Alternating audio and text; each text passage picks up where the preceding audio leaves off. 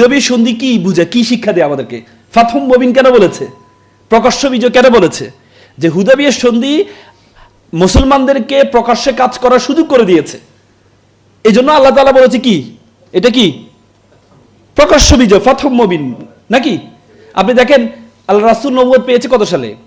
610, 570 জন্ম, 40 বছর বয়সে নবুয়ত, 610 নবুয়ত পেয়েছে। তারপরে হচ্ছে হুদায়বিয়ার সন্ধি হয়েছে কততে?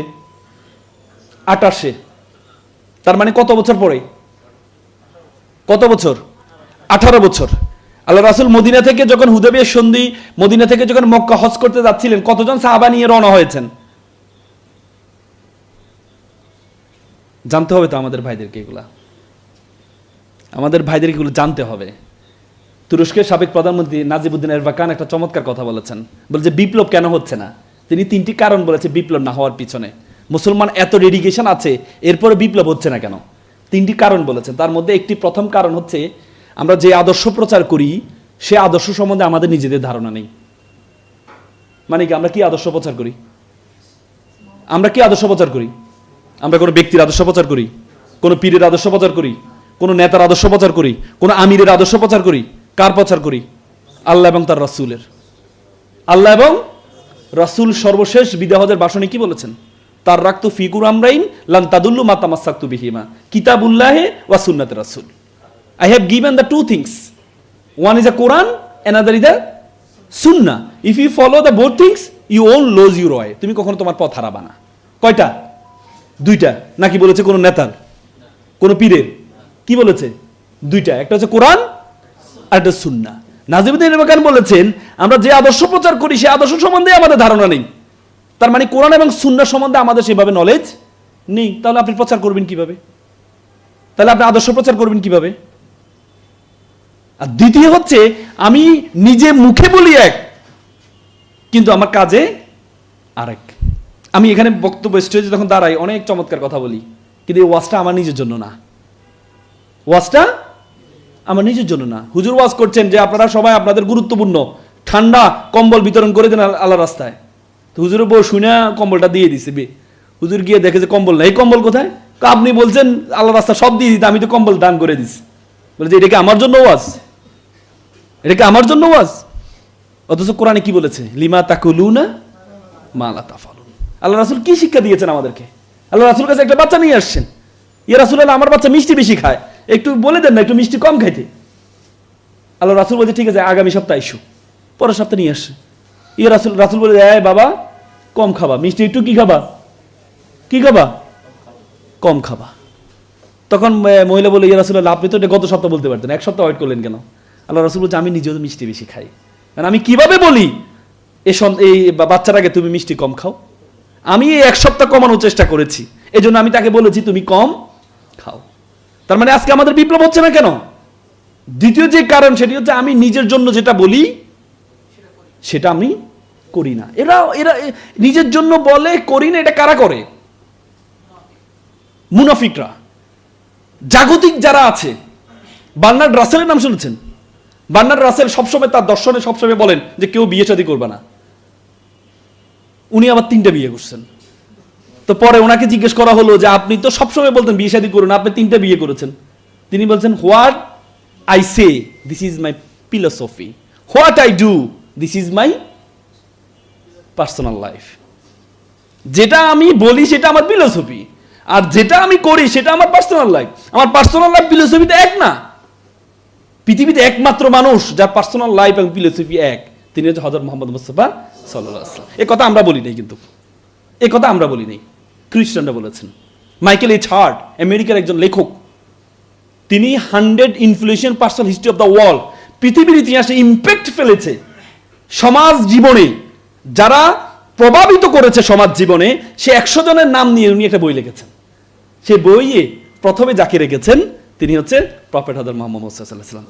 তিনি বলেন Muhammad is the only one person, he is successful in religious life as well as in secular life. Muhammad একমাত্র ব্যক্তি যিনি ব্যক্তি জীবনে এবং রাষ্ট্রীয় জীবনে প্রত্যেকটা জীবনে উনি কি সফল নাকি?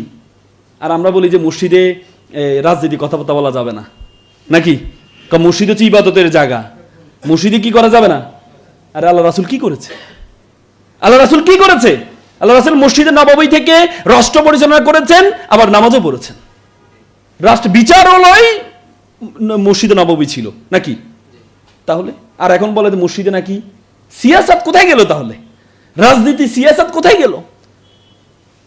আল্লাহ রাসূলের এগেনস্টে সবাই আরবরা গেল কখন বলেন তো?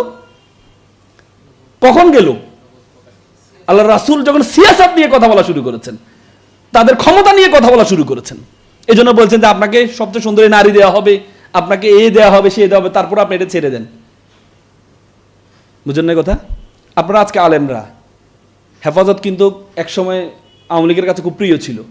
যখনই তারা সিয়াসাত নিয়ে যে না আমরা সংসদে যাইতে হবে, কারণ তোমরা সবসময় এর বিরুদ্ধে আইন করো, ইসলামের বিরুদ্ধে আমরা যাব, তখনই তারা কি হয়ে গেছে?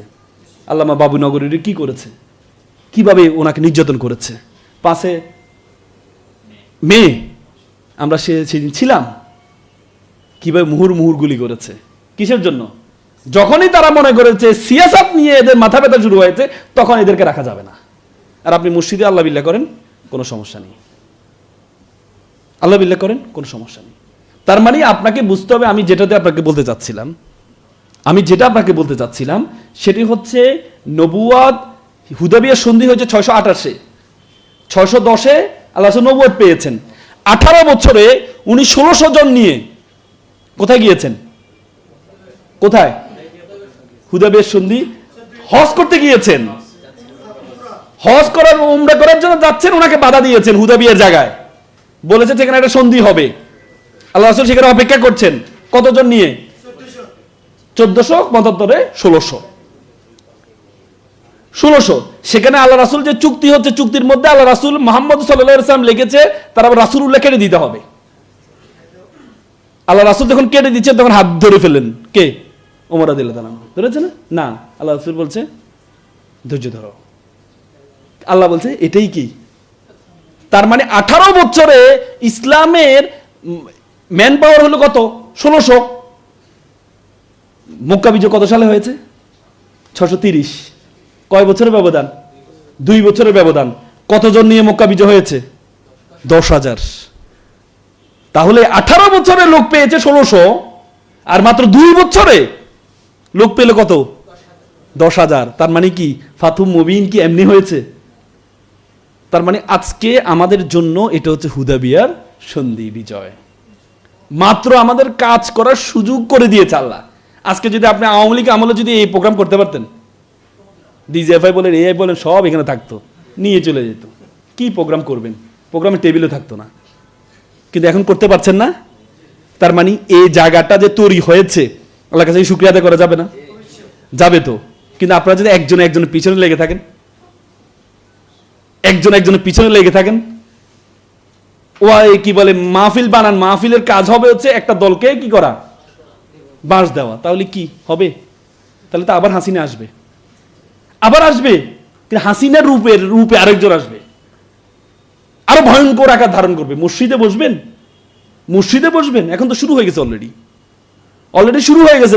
মসজিদে বল্লম নিয়ে আক্রমণ করা হয়, মসজিদে করে না? হ্যাঁ, আপনি মা বোন নিয়ে পর্দার মধ্যে আলোচনা করেন, পারবেন না। কোরআন হাদিস নিয়ে পারবেন না, কারণ সিয়াসাত নিয়ে কথা বললেই তো শেষ। বলে যে এরা কোরআন হাদিস নিয়ে কথা বলবে, সিয়াসাত নিয়ে। দেখেন মাহফিলে ওয়াজগুলো দেখেন, প্রত্যেকটা ওয়াজে হস্তক্ষেপ করা হয়। এই রাজনীতি কথাবার্তা বলা যাবে না কোরআন হাদিসের। কোরআন হাদিস রাজনীতি, তার মানে কি আপনি কোরআন হাদিসকে ছোট করছেন? কোরআনে বলেছেন each and everything mention in Quran. Quran হচ্ছে এটা কি? কনস্টিটিউশন, যেখানে জুতায় সেলা হতে রাষ্ট্র পরিচালনা পর্যন্ত প্রত্যেকটা জিনিস কোরআনের মধ্যে আছে। আর আপনি বলেন কোরআনে কি রাজনীতি কথা বলা যাবে না? তাহলে আর এটা মাহফিল কি হইলো? নাকি এটা মাহফিল কি হইলো? তার মানে আপনি কোরআনকে ছোট করছেন। আপনি আগে 16-18 বছর যা বাধা পেয়েছেন, সামনে আরো ভয়ঙ্কর বাধা পাবেন যদি নিজেরা কি ওয়াতাসিমু লিহাবলিল্লাহি ওয়ালা তাফাররাকু। আল্লাহ তাআলা কি সূচক ব্যবহার করেছেন? ইমপারেটিভ বাক্য ব্যবহার করেছেন, নাকি আরবিতে কি বলে, মানে নিষেধ সূচক শব্দ ব্যবহার করেছেন। বুঝেন নাই? তার মানে এই জন্য আপনাদেরকে কি লাগবে? একতা লাগবে। পারবেন তো?